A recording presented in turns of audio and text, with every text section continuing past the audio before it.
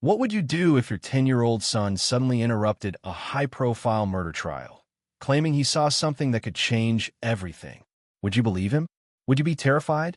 And what if his story pointed to a chilling truth no one else dared to admit? That the wrong person was on trial and the real killer was still out there?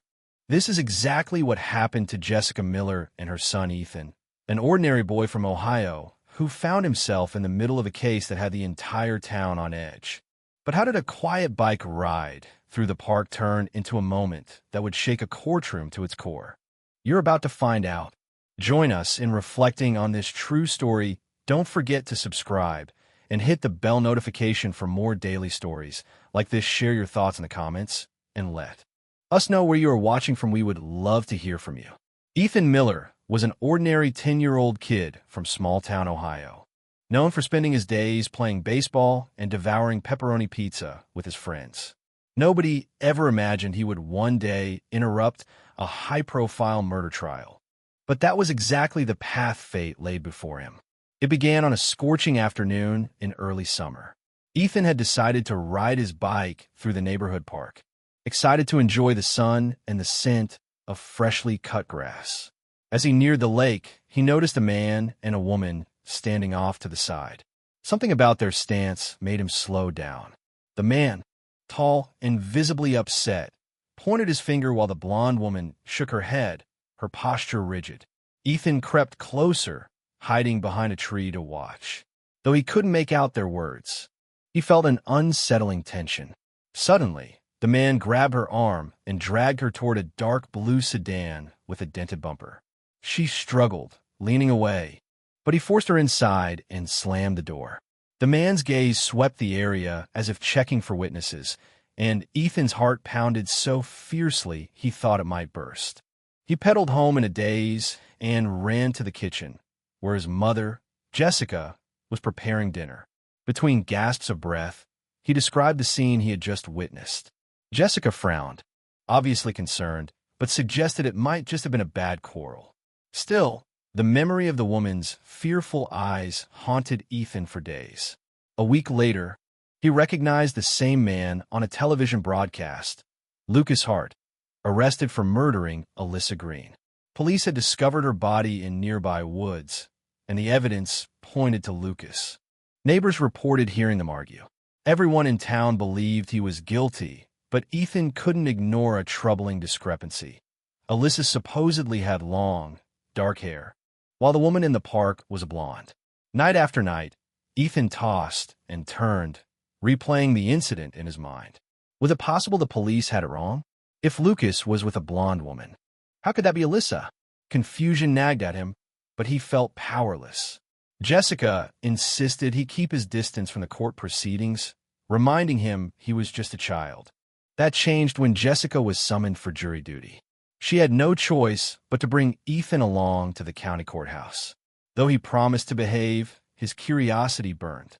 Sneaking into the gallery during Lucas Hart's trial, Ethan found a seat in the back and listened intently as attorneys clashed. The prosecutor laid out the case, damning physical evidence, eyewitness statements, and motive. Lucas sat quietly, looking haunted and defeated. Ethan's pulse quickened at the sight of him. He remembered how, in the park, the man's eyes darted nervously before forcing that blonde woman into the car. Was Lucas truly a murderer, or did people have it all wrong? Unable to stay quiet any longer, Ethan stood up in the middle of the proceedings. His voice trembled, but he shouted, "Wait, I have something to say." The entire courtroom erupted in startled murmurs. Judge Harper, known for her unyielding demeanor, banged her gavel and demanded order. The bailiff advanced on Ethan, but the boy found sudden courage. "I saw him at the park," Ethan cried, pointing toward Lucas. But the woman wasn't Alyssa. She had blonde hair, and she seemed terrified.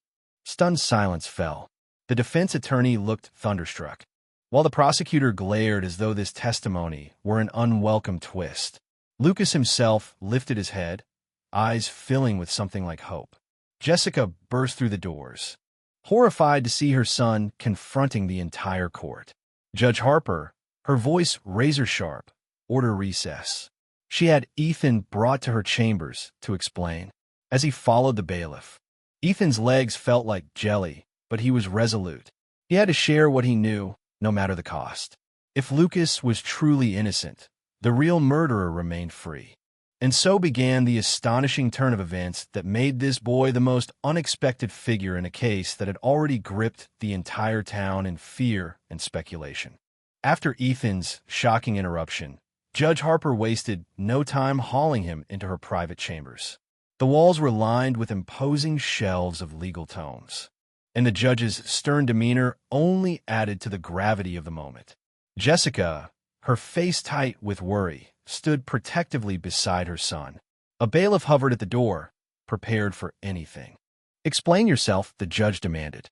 "A courtroom is not a place for outbursts. This is a murder trial, young man." Ethan felt his heart hammering. I saw Lucas Hart in the park the week Alyssa disappeared. But the woman with him that day had blonde hair. She seemed terrified. Jessica cleared her throat. "He's only trying to help, Your Honor. My son witnessed something he believes is crucial." The judge fixed her gaze on Ethan. "Start from the beginning. Leave out nothing." So Ethan described the confrontation by the lake. The tall man's agitated gestures. The blonde woman resisting as she was forced into a dark blue sedan. The knot of fear he'd felt in his gut. Judge Harper's expression remained unreadable, but she tapped her pen against a legal pad. When Ethan finished, the judge sighed. "This is highly irregular," she said. "Still, if there is any possibility your account is relevant, I must give it attention. I will speak with the attorneys. Until you hear otherwise, do not disrupt my courtroom again. Is that clear?" "Yes, ma'am," Ethan replied softly. He felt relief and dread all at once. Jessica thanked the judge, her voice shaking, then guided Ethan back into the bustling corridor. Reporters swarmed outside, trying to glean any new information on the trial. Some shouted questions, but Jessica quickly ushered Ethan away. They didn't get far before Ms. Connor, Lucas Hart's defense attorney, intercepted them.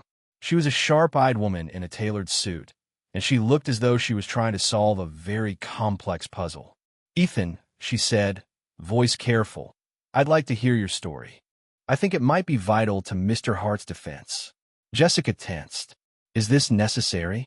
"It is," Ms. Connor replied. "If Lucas wasn't with Alyssa that day, then the prosecution's entire timeline might be wrong. Can you walk me through exactly what you saw?" Ethan nodded, repeating his account. Ms. Connor's eyes widened at mention of the blonde woman. "That's a significant detail," she murmured, scribbling notes. "We have to investigate further." Right then, the prosecutor, Mr. Winters, appeared with a scowl, trying to concoct new evidence. "Counselor," he said, eyeing Ms. Connor with suspicion, "this kid's story contradicts everything we have." Ms. Connor bristled. "Evidence can be incomplete. We're obligated to explore all angles." "Mr." Winters turned his skeptical gaze on Ethan. "Kid, maybe you saw a random couple. Alyssa was a brunette. Don't muddy the waters." Ethan set his jaw. "I know what I saw." Jessica placed a hand on his shoulder, ready to lead him away. For the rest of the day, mother and son waited while legal arguments raged behind closed doors. Ms. Connor occasionally emerged with updates, explaining that Judge Harper was considering whether to call Ethan to testify. By late afternoon, a bailiff approached them. "Mom, the court needs an official statement from your son. The judge wants to record everything." Jessica's expression was tight. She couldn't ignore Ethan's drive to tell the truth, but the idea of him testifying clearly frightened her. Finally, she nodded. "We'll comply." As they left the courthouse, bright lights flashed in their faces. News crews jostled for footage of the boy who dared suggest Lucas Hart might be innocent. Fear coiled in Ethan's stomach. If Lucas wasn't the killer, then someone else was, and that person wouldn't want Ethan talking. Unbeknownst to them, hidden among the crowd, a silent figure watched their every move. Danger was looming, though neither Ethan nor Jessica yet grasped how far some people would go to keep secrets hidden. Ethan spent a restless night after his day in court, haunted by the prosecutor's dismissive words and the judge's stern warning. Though Jessica tried to shield him from the spotlight. Word spread quickly that a young boy might hold the key to Lucas Hart's defense. News vans prowled the street outside their home, and curious neighbors cast anxious looks in their direction. When morning arrived, they returned to the courthouse so Ethan could give his official statement. A court-appointed stenographer set up in a small conference room, while Ms. Connor and Mr. Winters faced each other across a wooden table. Judge Harper observed from the head of the table, arms crossed, her expression neutral. "State your name for the record," the stenographer instructed. "Ethan Miller," he answered, clearing his throat nervously. Ms. Connor guided him with gentle questions about what he had seen at the park. Ethan explained every detail he remembered. The tall man's nervous glances, the blonde woman's apparent fear, and the car's dented rear bumper.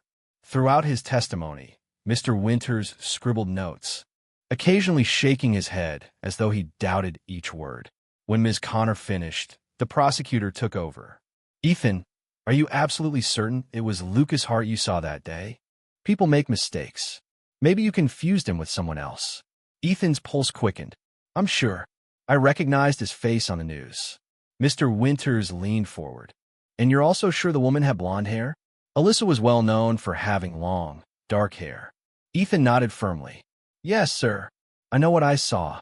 The prosecutor sighed, flipping through papers. "All right, that's enough for now." He shut his folder with a snap. "Your Honor, this is highly irregular. We have mountains of evidence placing Lucas Hart at the scene of Alyssa's murder. A frightened kid's memory shouldn't outweigh scientific findings and consistent witness accounts." Judge Harper eyed him. "And yet, we must examine every piece of testimony. The court will decide what holds weight." Once Ethan's statement was complete, he and Jessica were dismissed. As they exited into the main hallway, Ms. Connor caught up with them, her eyes sharp with urgency. "Ethan, I'm grateful for your courage, but there might be more to this story." Alyssa's best friend, Rachel Daniels, vanished not long after Alyssa's death. There are rumors she was investigating something on her own. Ethan felt a knot tighten in his stomach. "What do you mean, vanished?" "Some say Rachel left town. Others say she was threatened. A mess." Connor replied, "If Rachel saw something that contradicts the official narrative, she might be in danger, or worse." Jessica spoke up, voice trembling slightly. "Are you implying the real killer is still out there?" Ms. Connor hesitated. "I don't have proof, but if Alyssa wasn't the woman in the park, it raises questions. Keep your eyes open. If you notice anything strange, call me immediately." They parted ways, and Jessica practically hustled Ethan toward their car. On the drive home, her knuckles stayed white on the steering wheel. "Maybe we should go away for a while," she said, voice tight. "Stay with Aunt Marie or Grandma. Anywhere but here." Ethan stared out the window, seeing the news vans lurking near their driveway. "I just want the truth to come out," he whispered. "But I don't want to put us in danger." That evening, Jessica barricaded the doors and double-checked every lock. The phone rang nonstop, reporters seeking interviews, random calls at odd hours. Despite the chaos, Ethan couldn't stop thinking about Rachel Daniels. What if she held the missing piece that would prove Lucas's innocence? And where was she now? In his room, Ethan tried to distract himself by reading a comic book, but each flicker of movement outside his window made his heart jump. Finally, he forced himself to peek through the curtains. There, under the glow of a distant street lamp, stood a silhouette, a figure who seemed to be watching the house. Ethan's breath caught. Was it just his imagination? He flicked off the light, stepping back into the shadows. The shape didn't move. Dread pooled in his gut. Someone was out there, waiting. He suddenly understood Ms. Connor's warning. Some people would do anything to keep the truth hidden. Sleep eluded Ethan that night. Each rustle of branches and distant sound of traffic made him wonder if the silhouette was still there. When morning finally broke, he was exhausted but determined. Something was terribly wrong, and if Lucas Hart was innocent, then the real killer remained free, and possibly much closer than anyone realized. Jessica, noticing the dark circles under her son's eyes, considered calling him in sick to school. But Ethan insisted on going. He needed a sense of normalcy, and part of him feared staying home would make them easier targets. The day passed in a blur of classmates' whispers and teachers giving him concerned looks. Word had spread about his involvement in the trial, and everyone wanted gossip. Ethan kept his head down, counting the hours until he could leave. After school, Jessica picked him up in a rush. The moment he climbed into the car, she locked the doors. "We have to stop by the courthouse again," she explained. "Ms. Connor called, something about new information. I want to get this over with quickly." At the courthouse, they found Ms. Connor in a conference room, poring over papers. She gave them a tight smile. "Thanks for coming. I've been following a new lead about Rachel Daniels. Word is she was last seen near the park days before Alyssa's body was discovered." Ethan felt a jolt of recognition. "That's where I saw Lucas with the blonde woman. Could Rachel be the blonde woman?" Ms. Connor tapped a photograph on the table. Rachel Daniels, smiling brightly with unmistakably blonde hair. "It's possible," she said, "but we can't prove it yet. If the woman Lucas was with was Rachel, it might explain why nobody else saw them together. Rachel could have confronted Lucas about something." Jessica shifted uneasily. "How does this help Lucas if she confronted him?" "It might show that the timeline is off," Ms. Connor replied. "If Alyssa was killed earlier or later than the prosecution claims, someone else had that opportunity. We just need confirmation." As they spoke, an officer stepped in, handing Ms. Connor a folder. Inside were police reports, old statements, and a grainy security camera still. It showed what looked like two figures near a parked sedan at dusk, though the image quality was poor. Ms. Connor squinted at it. "This might be from the night Rachel vanished." "Hard to tell." Ethan leaned in. "Look at the car's shape. Could that be the same dented sedan?" Ms. Connor nodded. "Possibly. If so, Rachel and Lucas were together right before she disappeared. But that doesn't necessarily prove anything. Maybe they parted ways amicably, or maybe they argued." Jessica exhaled shakily. "And if Rachel never came forward, maybe she was silenced." An uneasy hush fell. Ethan thought again of the silhouette outside his window. If there were people powerful enough to make someone vanish, a boy's life would mean nothing to them. Ms. Connor broke the silence. "We'll keep digging. In the meantime, I suggest you both be cautious." They headed home, the tension palpable. Jessica gripped the steering wheel as though bracing for an accident. That night, she and Ethan kept the curtains drawn and the doors locked. Sleep came fitfully. Around midnight, Ethan woke to a strange noise, a soft scrape against the living room window. He froze, heart hammering. Slowly, he crept to the window, peering out through a crack in the curtains. In the faint glow of a nearby streetlight, he saw someone crouched near the side of the house, fiddling with something, maybe trying to pry open the window. Terror jolted through him, and he scurried back, nearly tripping over a chair. Jessica, awakened by his gasp, grabbed the phone and dialed 911 in a trembling whisper. By the time the police arrived, the intruder was gone, leaving only footprints in the damp soil beneath the window. 2 officers swept the property, but they found no one. One of them, Officer Ramirez, a calm yet concerned woman, took their statements. "I'll request extra patrols," she said. "Until then, please keep your doors locked and call if you see anything else." Once the police left, Jessica sat on the couch, hands shaking. "This is all because of what you saw. Maybe we should stop. Let the court handle it." Ethan sank beside her. He knew his mother's fear was valid, but he also knew, deep down, that if they backed off, the real killer might never be found.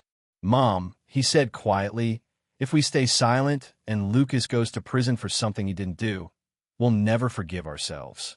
Jessica pulled him close. "I am scared, Ethan." "I am too," he whispered.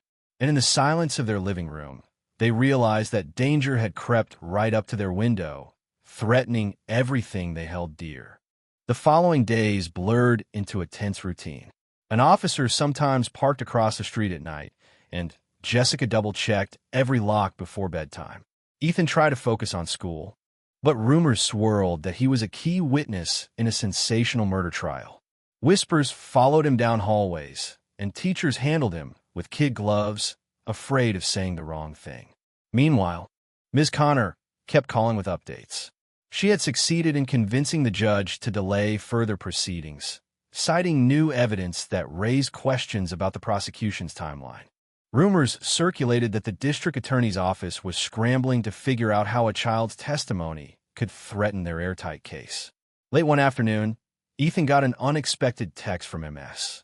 Connor, found something crucial. Meet at the courthouse, ASAP. Jessica drove him there in grim silence.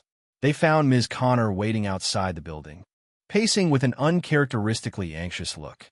I spoke to a friend in law enforcement, she said, leading them to a bench away from prying ears.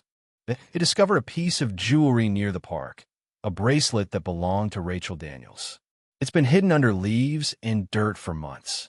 If it was Rachel who confronted Lucas, this proved she was in that area around the same time Alyssa disappeared. Ethan's heart thumped. Does it show what happened to her? Not definitively, Ms. Connor admitted. But if Rachel was there, and she later vanished, it suggests there's more than one victim in this mess. The real killer could have targeted both Alyssa and Rachel. Jessica pressed her lips together. So, it's bigger than a simple crime of passion? Potentially, Ms. Connor replied. We need more evidence, but the judge agreed to let us reopen parts of the investigation. Lucas might get a chance to speak again. Ethan stepped back, mind racing. If Rachel was also missing, the stakes were higher than ever. The killer might not hesitate to silence a meddling boy and his mother. He glanced at Jessica, noticing the fear etched into her features. They went inside, hoping to speak briefly with Lucas. The guard allowed Ms. Connor to bring them to a drab interview room where Lucas Hart sat waiting. He looked even more haggard than before, dark circles under his eyes. MS. Connor introduced Ethan and Jessica, then asked Lucas to describe the last time he'd seen Rachel. Lucas let out a shaky breath, shoulders slumped in defeat. She cornered me near the park, he said. Wanted answers about Alyssa. Rachel suspected I knew something I wasn't telling. I was furious. I told her to back off. Then she left. Ethan leaned forward. You didn't force her into your car? Lucas shook his head. No, I left alone. The blonde woman I was with that day wasn't Rachel, though. She was an old acquaintance who dropped by unexpectedly. It had nothing to do with Alyssa's disappearance. Ms. Connor rubbed her temples. So the blonde woman might be someone else entirely. Then Rachel's still missing for another reason. Jessica stared at Lucas. If you didn't kill Alyssa, do you have any idea who did? Lucas's gaze dropped to the table. I've spent months trying to figure that out. Alyssa owed money to someone dangerous, but I don't know the details. She kept me in the dark. Ms. Connor's eyes flickered with realization. If Alyssa was threatened, maybe Rachel tried to investigate and got pulled under too. The conversation weighed on all of them. By the time they left, Ethan felt his head spinning with possibilities. Back home, the darkness outside felt more suffocating than ever. He found it nearly impossible to sleep, and Jessica sat awake. Hearts pounding, Ms. Connor presented the recovered bracelet, while a forensic technician explained how it was traced to Rachel Daniels. A hush fell as the defense introduced the notion of another suspect, someone who might have ties to both Alyssa and Rachel. Meanwhile, Mr. Winters glowered. He poked holes in every detail, arguing that the bracelet proved nothing about Lucas's innocence. But the judge allowed the possibility that a second victim was involved, instructing law enforcement to broaden their investigation. After court adjourned, Ms. Connor exhaled in relief. We're closer to the truth, but we're not safe yet. Watch your backs. She gave Ethan a steady look. You've been brave, but there may be more danger ahead. Ethan nodded, feeling both validated and terrified. Outside the courthouse, Jessica held his hand tightly. The storm of flashbulbs erupted, reporters shouting for statements. Yet all Ethan could think about was Rachel Daniels, and whether she was still alive somewhere, waiting for someone to save her. He silently vowed he wouldn't let fear stand in the way of uncovering the truth. In the end, the trial that had once seemed so cut and dried was blown wide open by Ethan Miller's courage. His determined voice forced the court to consider facts that might otherwise have stayed buried. A missing witness who likely knew more than anyone realized, a piece of jewelry hidden for months, and the troubling possibility that the victim's death was just one piece of a larger, darker puzzle. Though Lucas Hart remained in custody for a time, suspicion now spread beyond him, and the town's once rigid certainty about his guilt began to waver. The police, newly motivated, uncovered additional leads that eventually pointed to a network of threats and debts tying Alyssa Green to dangerous individuals. Rachel Daniels, once presumed a simple bystander, became the key to unraveling the tangled conspiracy. Her name and the faint trail she left behind were no longer ignored, and investigators widened their search in earnest. Through it all, Ethan grappled with fear for his own safety and for his mother's. Jessica, while terrified, stood by his side, finally understanding that doing the right thing often carried real risk. Their quiet resolve inspired others, including Ms. Connor, who worked tirelessly to ensure the truth would see daylight.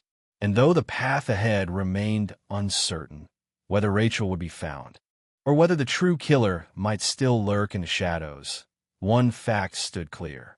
By speaking up and refusing to stay silent, a 10-year-old boy had jolted an entire community awake to the hidden secrets festering beneath its surface, proving that sometimes the smallest voice can spark the greatest change.